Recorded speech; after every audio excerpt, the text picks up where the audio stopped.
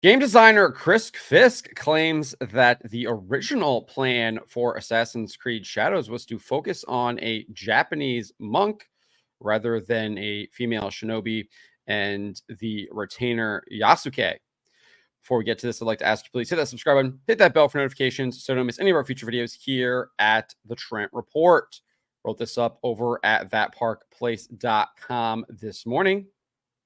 And Ubisoft revealed the first trailer for Assassin's Creed Shadow that shows that they will be focusing on the characters of Naui, which is a female shinobi, and Yasuke. I'm not sure if I'm pronouncing that correctly.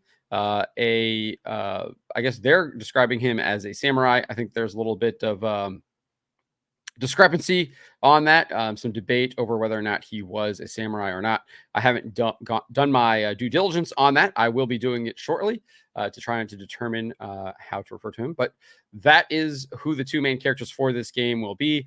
We also got an explainer video kind of describing them that featured Assassin's Creed Shadows game director Charles Benoit, as well as the associate narrative director Brooke Davies.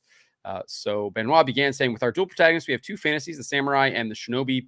We want the player to experience both, and we cannot squeeze both fantasies into one character because the samurai and shinobi came from different social classes. They have different lives, so we cannot really mix them together. And then Davies added, the historical character of Yasuke presented a really exciting opportunity for the creative team, or for the narrative team, excuse me. We approached it in the same way that so much of the work is done in Assassin's Creed, which is really in terms of research and history first. That's going to be important, I think. Not a lot is known about him, but what we did know, or we do know, is that he arrived in Japan in 1579, right when our game starts, and that he had relationships with some of the most interesting people in our setting, like Oda Nobunaga, the Portuguese, and Jesuits, which made it very sort of tantalizing and enticing from a narrative perspective to come in and start weaving these facts with story in between. Benoit then added, the more we read about the character, the more he was inspiring for us. He's a foreigner discovering Japan, and we thought it's the perfect fit because he's discovering Japan and you are discovering Japan also. I guess unless you're from Japan, then you wouldn't really be discovering it, right? Or if you've been there, you already know it.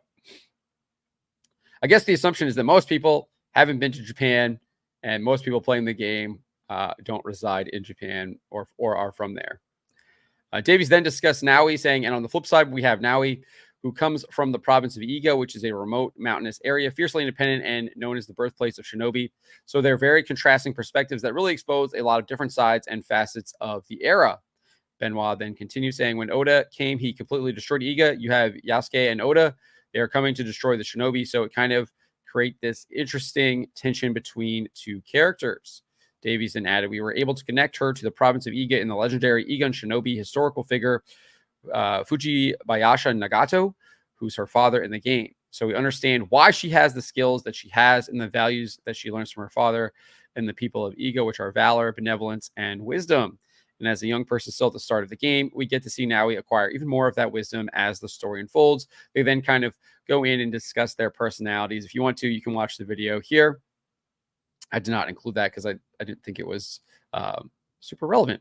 But let's get to what Chris Fisk had to say. He posted this under his Infinitale Chronicles account on X, where he revealed he worked on an Assassin's Creed game set in the Sengoku era of Japan back in 2013 and 2014. Now, granted, that's over a decade ago. We are in 2024, but it was when he worked under contract at Area Games and Entertainment.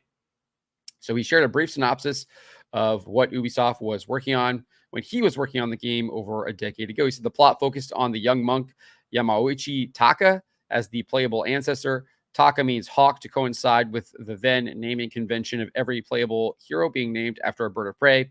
No idea if that changed with all of these newer disjointed games that no longer have Desmond as the core hero. That bound everything together. I think that's an interesting point there. I feel like Assassin's Creed really has kind of lost its way without the focus on Desmond. I know I kind of tuned out once they kind of removed Desmond from that main role. I played almost all of the Assassin's Creed games, and then Desmond was gone, and I haven't really played anything since then. I did play the one set in Greece, but haven't played any other than that. And that was because I got that as a gift. I never finished it. Nevertheless, Fisk goes on and says, the main conflict was about the Sword of Eden, aka Excalibur, Hanjo Masamune, Genghis Khan's sword, etc., and how it had given its latest wielder, Oda Nobunaga, an unfair advantage in his conquest of Japan. From there, Fisk detailed, after Nobunaga is assassinated by Hattori Hanzo, Taka becomes a part of the Brotherhood, and under Hanzo is trained as an assassin. Shinobi. The Brotherhood tried to transport the recovered sword out of Japan, but are beset by Jesuit Templar ships, and it is lost. To make matters worse, Hanzo is assassinated as he considers retirement as a monk. His lord Tokugawa Ieyasu charges Taka with finding the killer and recovering the sword. Despite Nobunaga's successor, Toyotomi Hideyoshi, acquiring the sword and going on a rampage that extends into Korea, Taka steals the sword back, and Mad Daimyo loses his power, weakening his campaign in Korea. Incensed by the theft, Toyotomi believes he was betrayed by the Templars and basically exterminates all Jesuits Templars in Japan. Taka infiltrates Toyotomi's castle and faces him in a final battle, resulting in Toyotomi's death. Fisk then concluded, the ambitious daimyo is left to die as Taka slips away before his retainers can intercept him. The now seasoned assassin spares Toyotomi's infant heir, knowing the clan has lost its teeth and will eventually wither without Hideyoshi. Ieyasu begins his ambitious power grab, demanding Taka and the Brotherhood give him the sword and help him wipe away abstergo, in Latin, all of his enemies from Japan, to fully united under his clan's banners. Taka and the Brotherhood decline and vanish into the shadows with the sword. So we got some more information here too in a subsequent post. You can see that it's his original post there. If you want to read that, I will have the link to this article in the description below. But we also got some more details in a subsequent post.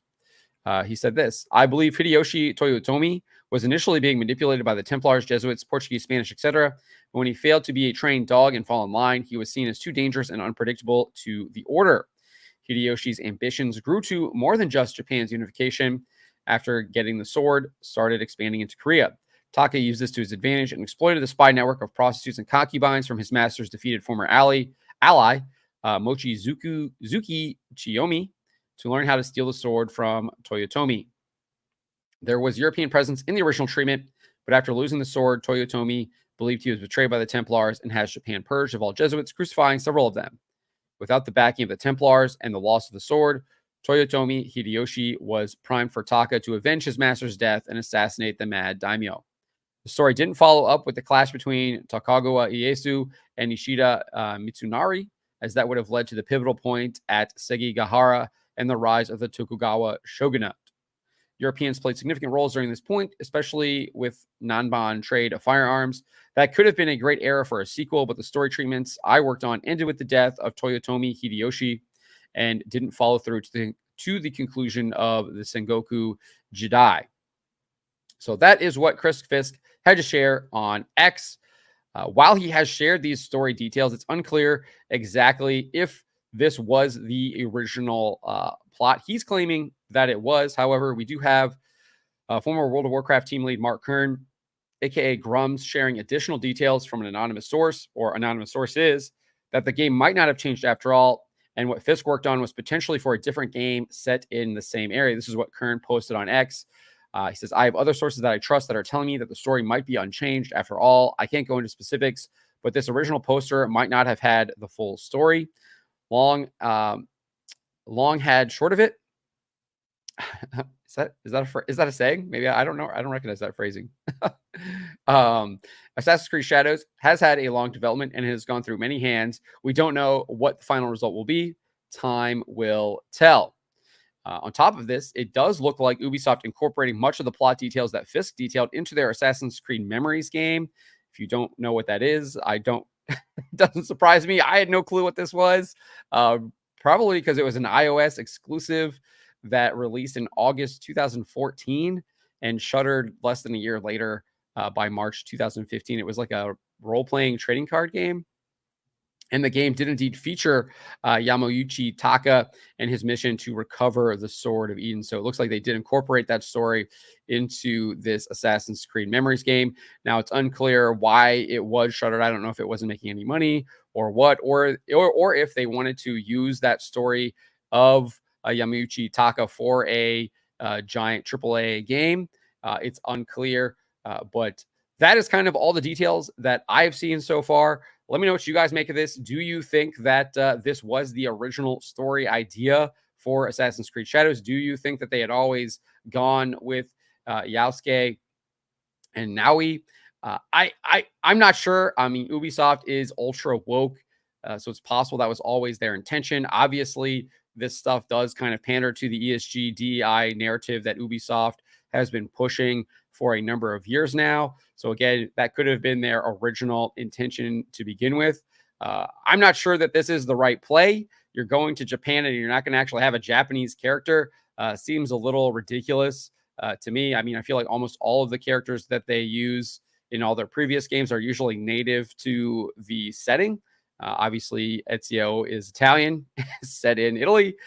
You've got the Greek one, where you have the two Greek heroes. They're obviously from Greece. I think even the Egyptian one, the character is from Egypt. You have the one that's Valhalla that was just released. I think that's obviously set up in the Nordic countries that we now know of as in Europe. I think clearly those were Nordic characters. So it is interesting that they're using Yasuke, who is not a native Japanese. Obviously, you do have Naui, who is, but I do find that interesting that you're not playing two Japanese. Even the game that was set in London, you're playing two British people set in London there. So interesting choice here. I definitely feel like there's probably some DEI, ESG underpinnings happening. And we know that Sweet Baby Inc. did indeed work on Assassin's Creed Valhalla. It's unclear if they've worked on this one, but it would not surprise me that that influence is there, that DEI, ESG influence is in this game, just kind of based on what we're seeing here superficially. But let me know what you guys make of this. Let me know in the comments below. Remember to always be charitable, especially to each other, but to always speak the truth.